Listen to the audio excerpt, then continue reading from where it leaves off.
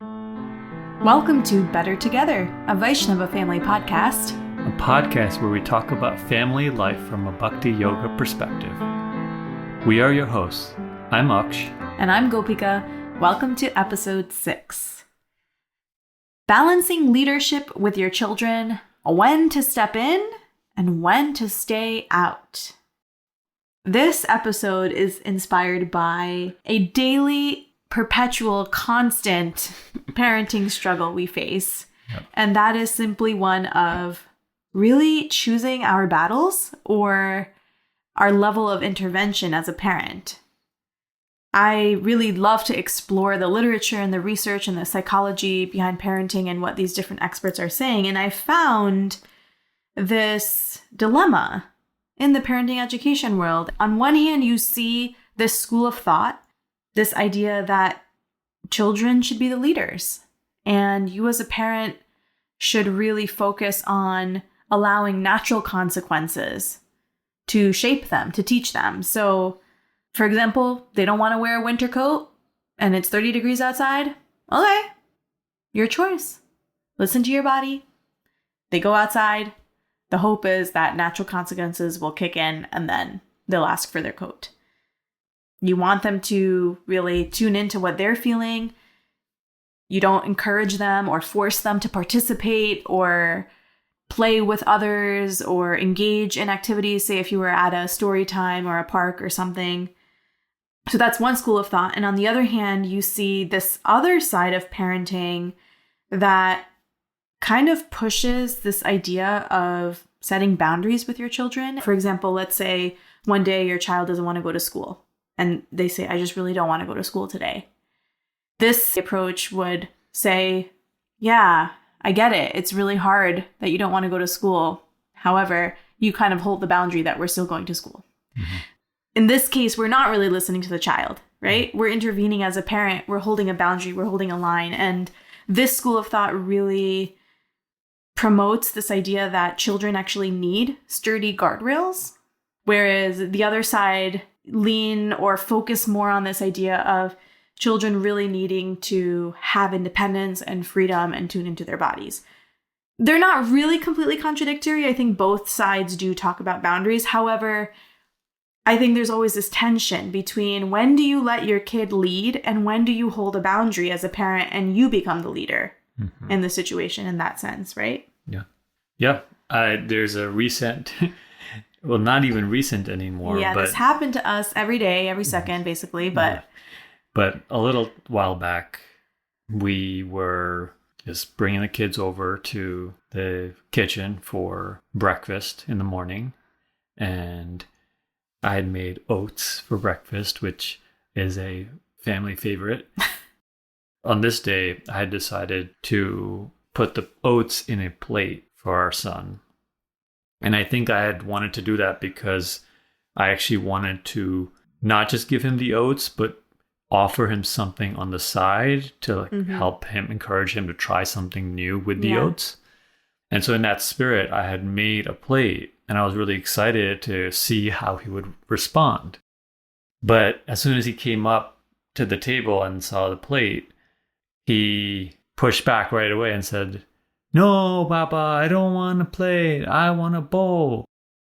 And I remember you and I locked eyes in that moment. And it was like, what are we going to do? Are we going to have this battle or are we just going to give in? Like, we were living this tension, right? Yeah.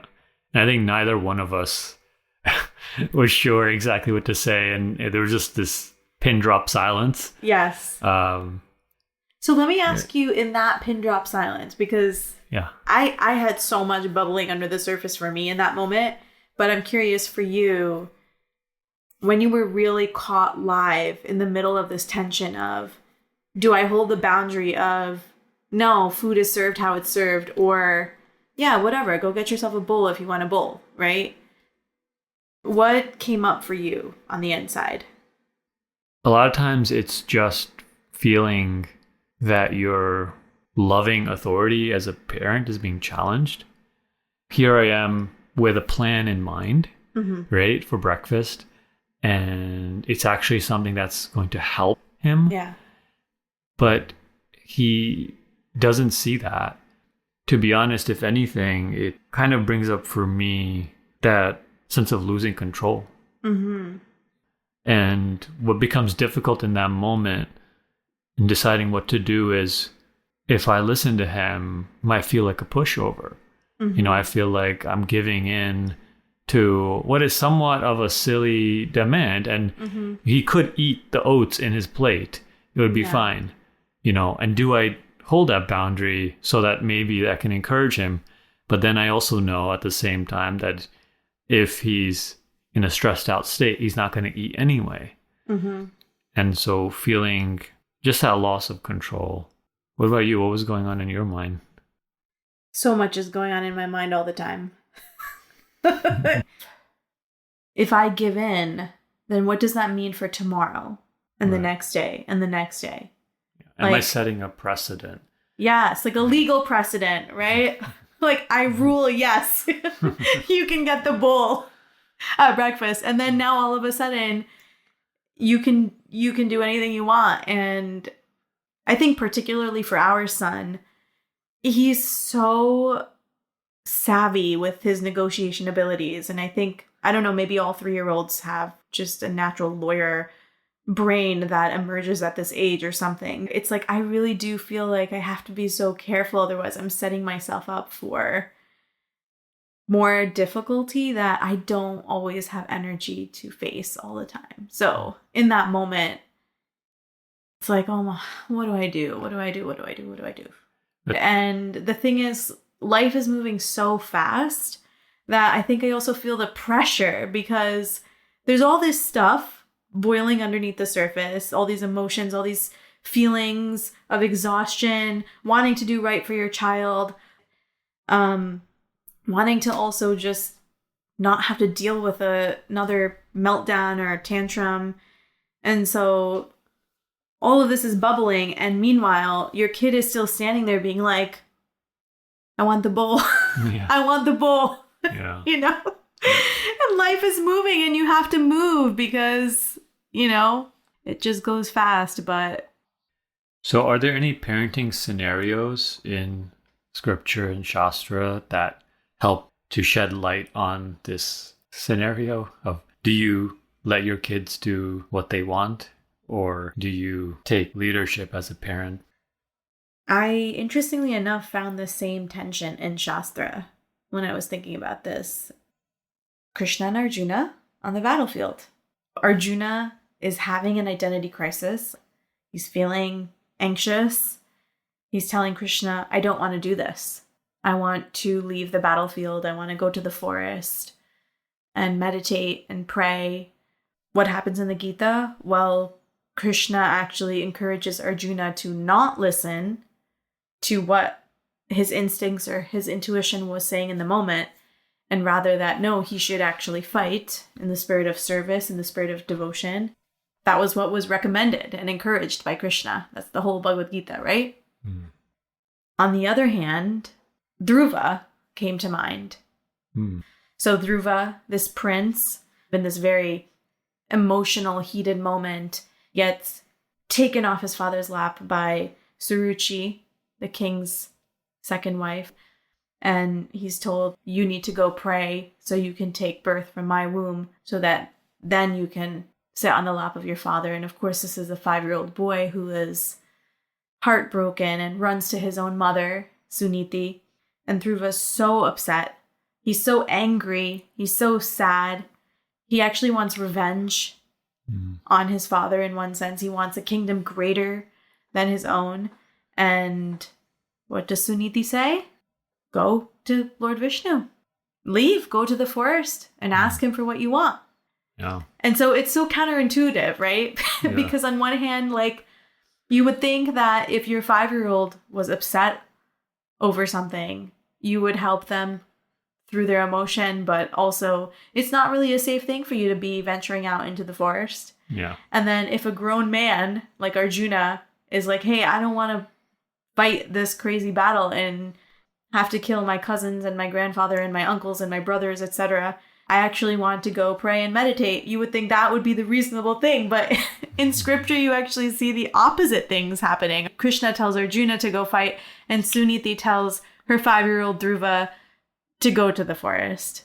And so, yeah, what do you think of these two situations? I think it just shows that it's a very dynamic approach that Shastra takes, where each person is an individual and each scenario that each person is in is unique.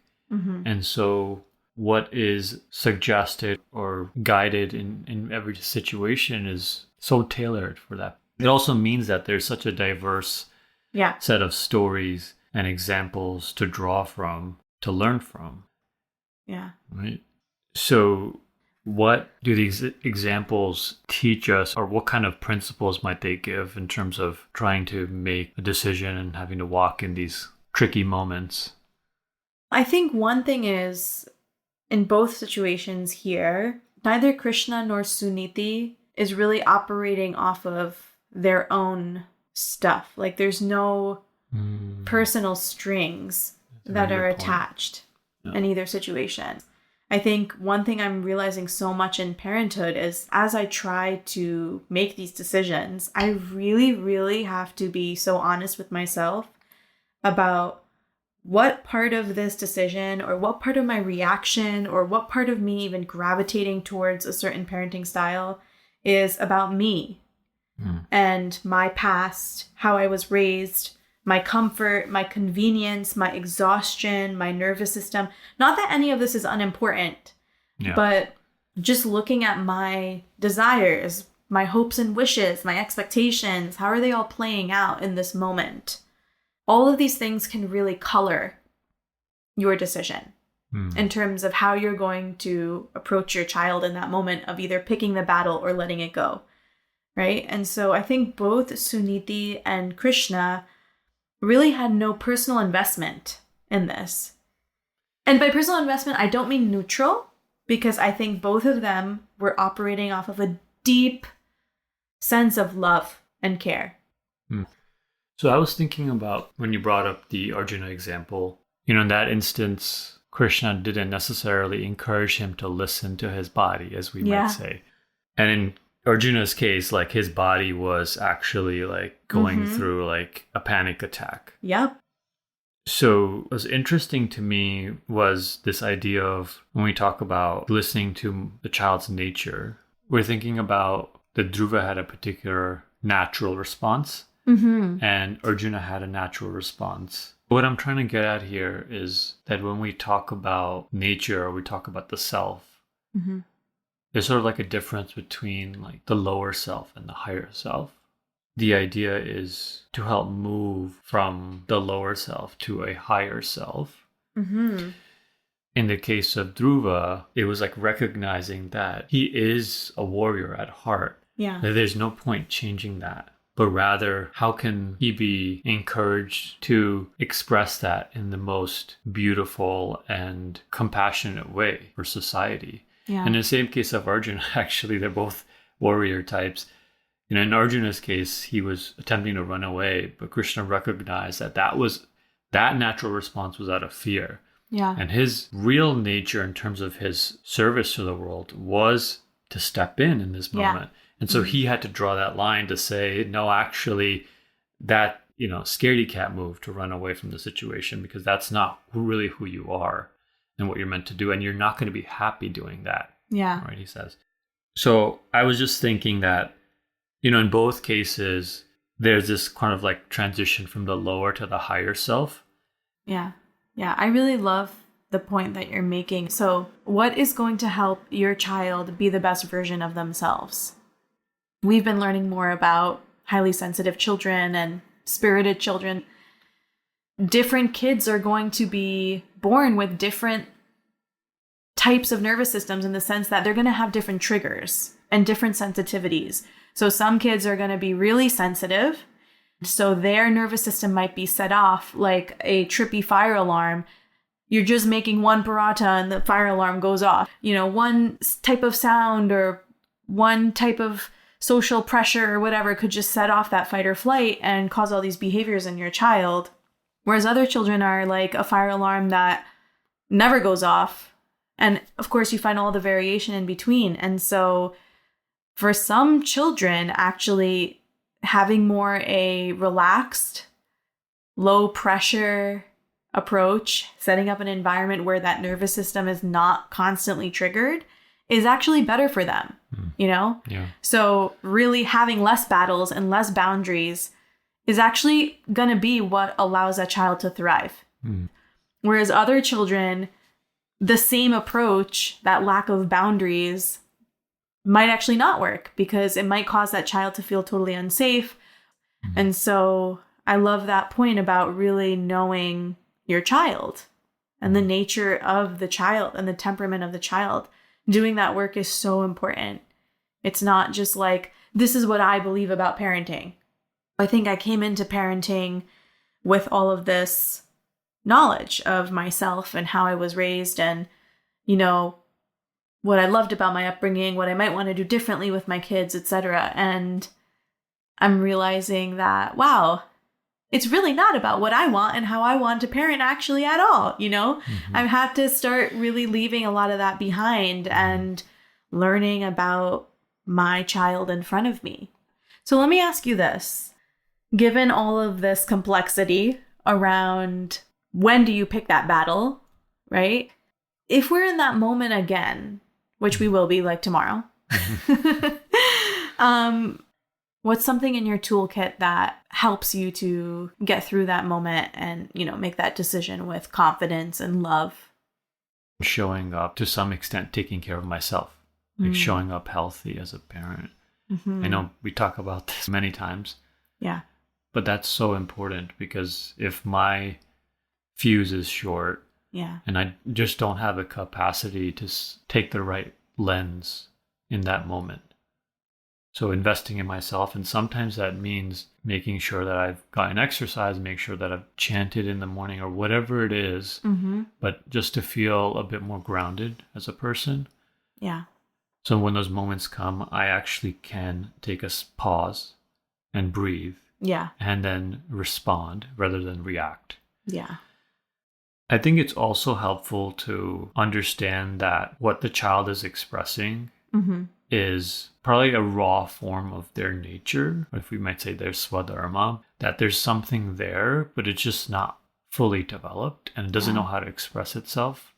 And my role as a parent is to actually help to let them embrace that, discover it for themselves, and to help mature it. And it's a long game. Yeah. And sometimes that means that in the short term, it might mean letting go of things, but it's finding places later on to have those conversations. Recently, we had a friend come over who has a child the same age as our son. And basically, for the whole time that they were here, he was commanding this other kid of what to do for probably an hour and a half straight. Yeah. And we felt really, really bad. Yeah. And we did talk to him about it after in terms of, we really love that he wants to take this leadership sort of initiative. But if you want people to listen to you, then you have to do it through love. You have to do it through a relationship. Yeah. You have to do it through using kind words. Yeah. Right. And of course, that's not easy for him to absorb right now. But the hope is that we don't squash the spirit, but we help to grow the spirit in a healthy way. And what's so interesting about that is if we want him to actually be able to access that part of his brain where he can consider logically our words of, if you want people to listen to you, then you have to act with love and kindness. It's so ironic, right? That actually we have to teach him the capacity to lead with love by actually letting go more ourselves as an act of love. Yeah. Not by using our power to try to create a habit or force a habit. Yeah. And of course, disclaimer, this is not going to universally apply to all children. We're just talking about our child here. Yeah.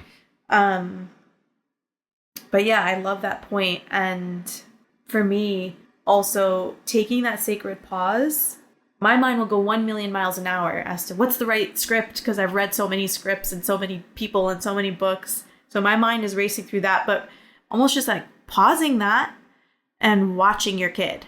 Like, just wait and see what happens in the moment, because it just might be a moot point. Like, not everything has to be a thing all the time. And so, you know, in the case of the story you told about the bowl, I mean, he literally just went and got himself a bowl. I mean, is that a real problem that we need to be holding a boundary about? Yeah. Like, that moment of discomfort was so much more about me than about him. Yeah. And I think that's the other lesson that I'm learning is chances are, if I'm uncomfortable, that's probably the better path, you know? So if I'm uncomfortable saying yes when I really don't want to, I want to hold on to control. I want my routine. I want my comfort of, you know, control and authority, and the day is going to go the way that I want it to go.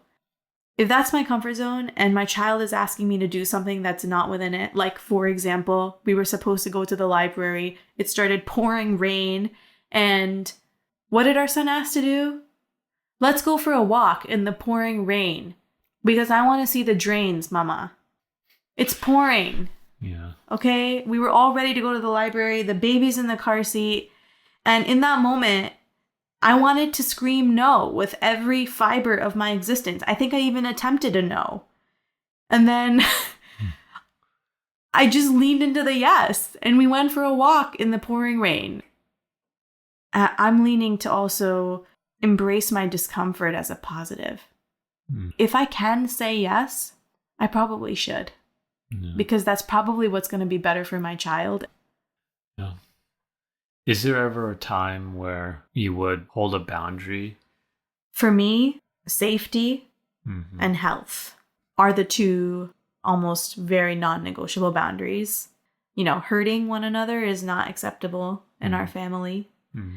And a basic level of hygiene and health is non-negotiable in our family. I do feel like that's our responsibility as parents, that, like, if my kid doesn't want to brush his teeth, I personally can't just let that go because, you know. It's a problem. Yeah.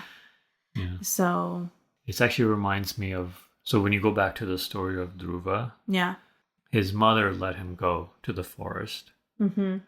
And he did, get the kingdom greater than his father, grandfather. And later in the story, him and his brother are older. And his brother gets killed by these people called yakshas. Yeah. And I think it was like kind of an unfair situation or something, the way that they killed him. And of course, being, again, Dhruva, and in his nature, set out to avenge his brother's death. He found where they were staying and he began to attack the yakshas. At first, it was the fight with, I think, the yakshas that were actually at fault, but it extended to Dhruva attacking and Dhruva's army attacking basically civilians. And at that point, his grandfather, Swayambhuv Manu, came in and drew a line and said, it's understandable that you feel upset, but now you've gone too far.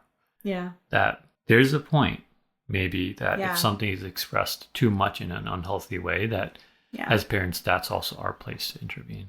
Yeah. So it's still a tension, right? I mean, there is no clear answer to this tension of, do you intervene or do you hang back and let your child lead the way, or natural consequences? So what's your biggest takeaway that you're going to be carrying with you in your heart and your mind as we wake up tomorrow to another new day of parenting? For me, it's that in these moments, it's actually about me. And when I look at the examples of people that are sort of parenting or authority or a teaching relationship in Shastra, I just see people that didn't let their stuff get in the way of what was needed to be said and what was needed to be done. And so that's what I take away. If I'm feeling something, it's actually about me, and I need to take a closer look at that. Yeah. What about you? For me, I think I am embracing the idea that there's never going to be a crystal ball for me that I can shake in the moment, or one of those, pool ball things. Like, what do I say? Yes. no, those 8-ball things. Yeah. So yeah, there's never going to be this right answer. At the end of the day, I really have to pray, actually. I really have to pray to God, to Krishna, to actually be in tune with his plan for my child so that I can be empowered to be the servant of my child and make the right decisions for my child. And I really feel the desperation of that prayer so much more after I became a parent. Yeah. Because I think I'm constantly feeling like I don't know what's right for my child. It's so complicated. I don't know what to do. My stuff is coming up. The parenting people say do this. My kid is doing this. I really feel like that's the beauty of Bhakti, that actually the Lord is within us and that we actually have the opportunity to connect to Krishna within our hearts.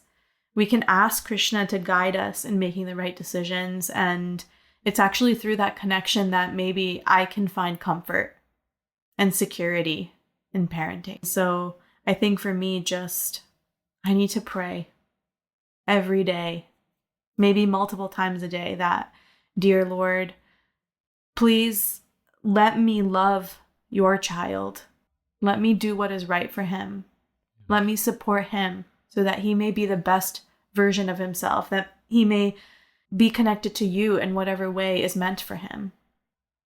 So that's my takeaway. That's beautiful. Thank you. I'm really glad that we actually talked about this. I feel like we are living this so intensely right now with our 3-year-old who is basically like attorney general of this household. Like lately,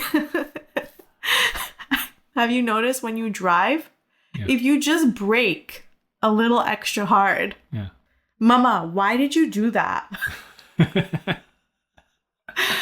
Talk about being under a microscope, right? All the time. The pressure. Right. But thanks for the chat. Yeah. It's 11 o'clock. Yep. Time for bed. Yep. May we pick the right battles tomorrow. Yeah. If you're listening, thanks for joining us. We'll see you on the next episode. Hare Krishna. Hare Krishna.